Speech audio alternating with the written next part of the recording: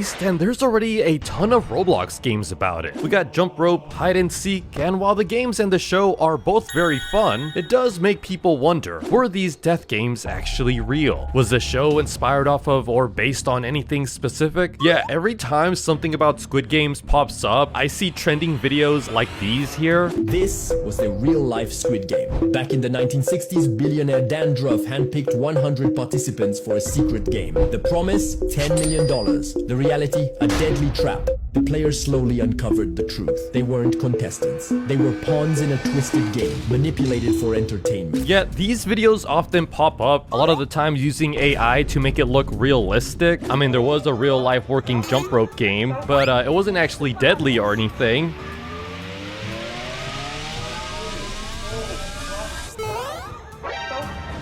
But even then, there may have been some inspirations for Squid Games. Yeah, there's this video here called The Real Squid Games Found Audio and Photos, 1985 through 1987. So yeah, these are real images of like a real situation in South Korea. I'll explain more about it in a bit, but I wanted to focus more on the music here. This video here is saying that this audio was used to wake up the players, and it was played through mounted speakers. Yeah, this TikTok here with a ton of likes also really blew up, showing the real Squid Game 1986. Now I will say it does look very similar to like the show and everything. This video here got even more popular, where it even showed the whole doll and everything, as well as the bunk beds like in the show. Yet there's the walls as well, where it's got tug of war and all those other games that were played in the show. But now it begs the question, are these videos actually telling the truth? Was the audio that we heard earlier actually played for participants that were trapped in a death game? Well, before I answer that, I also found this video here called I Found the Squid Game Island, and at first I didn't really think that the actual island was real. I mean, maybe not this part where, you know, they open up the trees and everything. Then I went on Google Maps myself, and yeah, zooming in, I found the exact island that was used in the show Squid Games. Yeah, even zooming in, you can see some sort of buildings. I mean, everything else is just kind of like trees and mountains. Yeah, doing more research, I found out that this island is called Seonggapdo, which I found out is privately owned and not accessible to the public. Yeah, there's actually a Korean website that claims the island was once used to incarcerate criminals. It even says here that currently there's only 4 people living on the island, but no other information can be found about it. And now, while I don't think that death games were being held on this island, I do believe that the show Squid Games got some inspiration off of a real-life situation in South Korea known as the Brothers' Home. Did you know Squid Game's actually based on true events from the 80s? Okay. It's all based around the 1986 Brothers House incident in Korea. Yep. The orphanage was essentially turned into the Squid Game. Founded in 1960, the Brothers House orphanage ran normally until 1986. Yep, this is true. Adopted all the kids and then bought the orphanage and locked them all in it, hiring workers that hid their face like this and forced these children in blue jumpsuits to play kids games. And if you're wondering, you didn't want to lose. The creator of Squid Game claims that it was not based on anything, but this is in the TV show where the guards sleep, and this is at the Brothers House where they kept the children. Okay, so I'm gonna pause it here because yes, while the Brothers' Home was actually real, a lot of these images that he's showing is just fake. It's literally just AI. So yes, the Brothers' Home was a real place in South Korea in which over 30,000 people were detained, meaning they were trapped in there. Most of which were homeless, disabled, orphans, runaways, and even just poor people that were found on the streets. Yet they were all placed in this facility as a way to clean up South Korea. Yeah, a lot of these people hadn't even committed any crimes. They were all pretty much taken against their will. But now, what was actually going on inside this facility? Were there actual death games being played? Well, there weren't actual like any real games being played. It was a lot of forced labor that they had to do, and if they did not meet it, well, then bad things would happen. And just like the show Squid Games, the rest of the world did not even know about this. Like, this occurred back in the 1980s, but this wasn't even revealed to the public until the 2010s. Now, who was actually running this facility? Was it a bunch of underground criminals with a lot of money? Well, no, it was actually operated under the government to purify the streets. Yeah, at the time, South Korea was getting ready to prepare for the 1986 Asian Games and the 1988 Seoul Olympics, so the government wanted to clean the streets, saying that they wanted all vagrants removed from sight. But nobody on the outside knew how extreme things were inside this facility. Yeah, it wasn't until a prosecutor known as Kim Young-won went out to investigate the area after hearing hearing some strange rumors. And once Kim got to the location, he noticed some guards with baseball bats watching some labor workers. From here, Kim ordered a search and seize operation where he would personally interview more than 100 inmates, guards, and executives of the center, and he concluded that many of the people in here were subjugated to forced unpaid labor. Yeah, and upon further investigating the facility, they also found torture rooms and mass graves. Yeah, and to this day, they're still discovering how many actual deaths occurred in this facility. Like, they keep finding new discovered records, and right now there's a total of 657 people, but there could be more, as a lot of them were buried in secret or cremated. Yeah, the facility would close down in 1987, but now the question lingers. Did this actually inspire Squid Games? And while the director says no, I feel like they may have subconsciously took some inspirations, like for example the tracksuits in a lot of these pictures. Again, there was no actual death games. A lot of these TikTok videos use AI for both the music and the images that we see here, so don't believe everything on there. But now another real life death game